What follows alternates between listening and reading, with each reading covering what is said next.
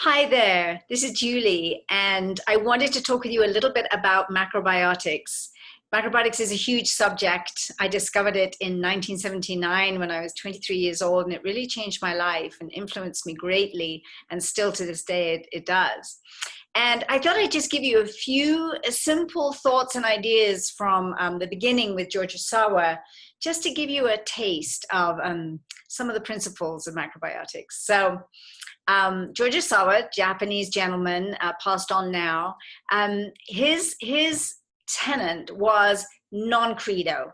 Don't believe. His center was called the Center Ignoramus, and what he was meaning by that was letting go of normal thought patterns and thought forms and beliefs and opinions and judgments, and actually letting intuition speak more and really observing deeply the nature of the universe and our lives.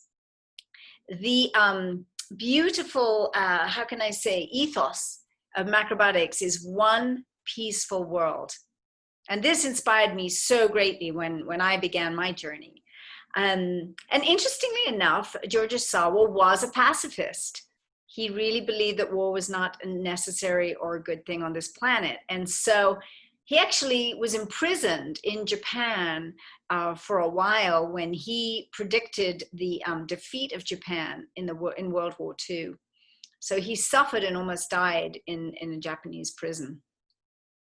He joined a movement in 1913. It was called the hokiku movement, and that means food education in Japan. And that's how he began his journey with the understanding and exploration of food and how food could affect us, our mind, our body, our spirit.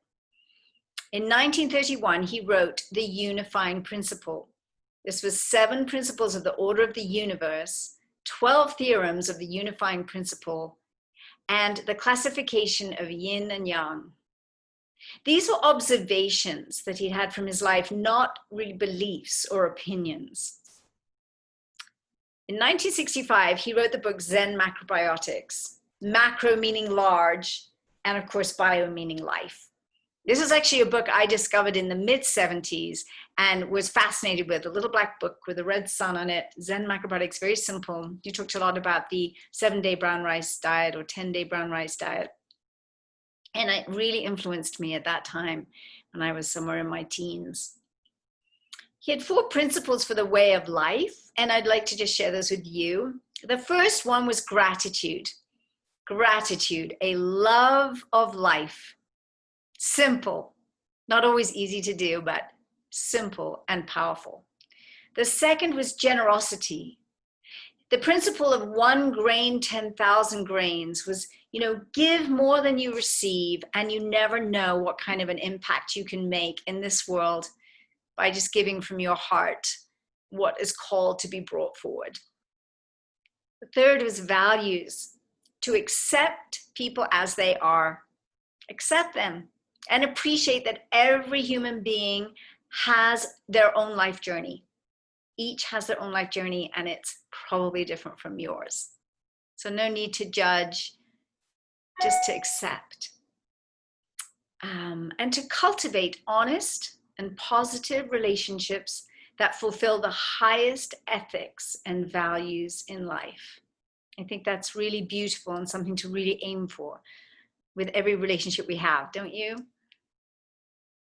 And then the 4th principle was everything changes. Everything changes. And by embracing change, human beings develop.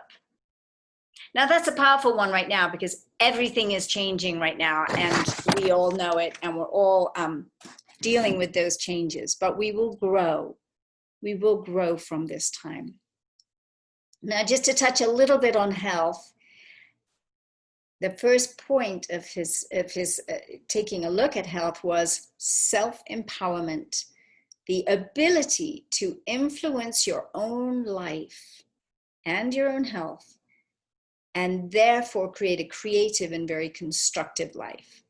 So self-empowerment, learning about how to really take on your own life.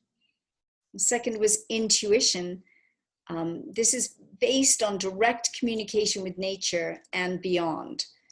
So his view was not just about connecting in harmony with nature, but with each other, but also with the planets and the stars and the whole universe and the multiverse. So small to big, big to small. And I always love that. And that the clearer we get and the simpler we get about how we live, the more our intuition will kick in, as we all have a fate and a destiny. And the third one is self-reflection. Very, very important that we reflect upon our life, upon our actions, upon our choices. We will all do some things very well. We will all make mistakes, and that is how we grow along with change. We make mistakes, and so it's important to reflect and go, what could I have done differently? How could I have done differently? And if need be, to create healing with others if we have inadvertently hurt them in some way or another, to create a sense of atonement with ourselves, with spirit, and with others. Now, he had 7 conditions of health, so I just want to touch on those for you as well. The first condition is vitality. Simple word, a beautiful word, one of my favorite words, I think, in the English language, vitality. Do we have vitality for this life?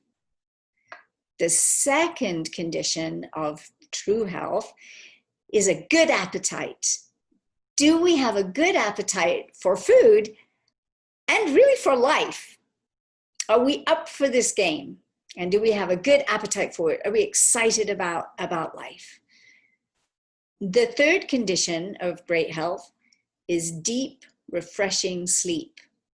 It is very important. We sleep 1/3 of our lives. Sleep needs to be deep and refreshing so that we can have our vitality for the day. The fourth condition of great health is a good memory.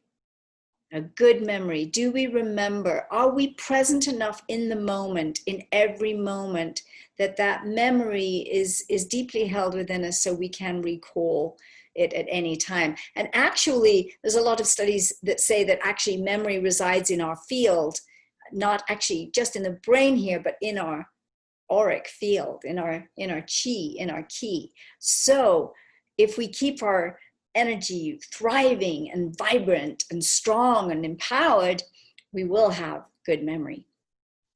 The fifth condition of great health is a cheerful, pleasant outlook.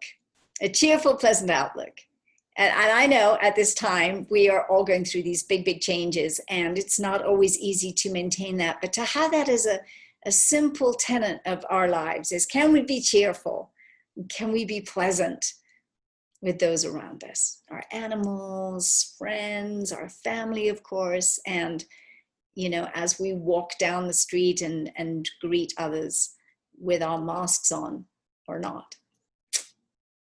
The sixth interesting condition of true health is clear thought and action. Clear thought and action. So when you have that clear knowing, this is something I need to do, and then you just act on it. You don't deliberate or wait or talk yourself out of it. You just simply act. This is like really being in that sense of wu wei, that you're flowing in the moment and going with the moment, and you're getting an impulse and you're thinking, I think that's what I need to do right now. And you just go ahead and do it. And the seventh condition of great health is honesty and appreciation.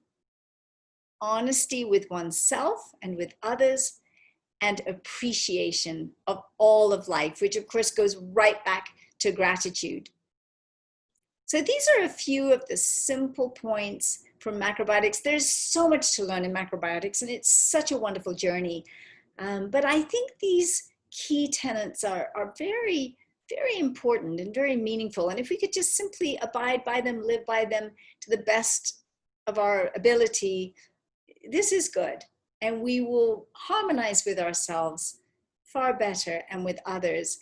And then we'll have a more harmonic, beautiful healing in our world. And truly, we can create one peaceful world. And I would say if there's ever a time for doing that, it would be now. It would be now. We are at the dawn of a new age. We are reevaluating so much in our lives during this time of 2020. And I think as hard as it is, I think it's also a very, very exciting and interesting time. And so just to encourage you to explore and trust and listen to your intuition. Eat really simply and well. A plant-based whole foods macrobiotic diet is the most beautiful diet. And exercise every day. Go walking, go in nature, do yoga, Pilates, dance, whatever it is for you that you love. Maybe it's Aikido, maybe something like that. But make sure you move your body. Bring forth your art, however your art comes through you, your creativity. And practice living a great life, a macro life, a big life, and a good life. So thank you for listening, and I'll talk to you soon. Bye for now.